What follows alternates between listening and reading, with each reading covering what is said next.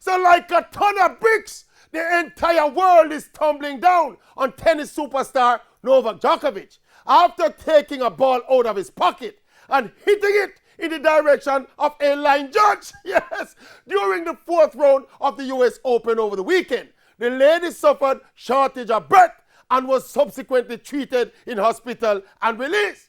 The world number one was then kicked out of the tournament.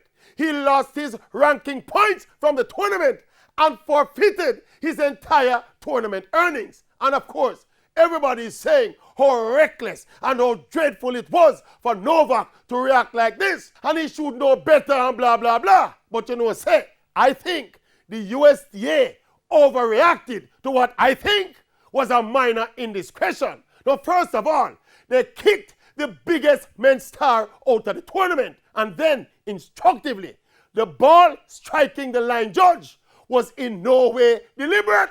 It was totally accidental. And you can see in the way Djokovic reacted with remorse and expressing obvious regret. I mean, the last time we checked, people who play tennis and other sports were human beings with emotions that spill over from time to time. Yes.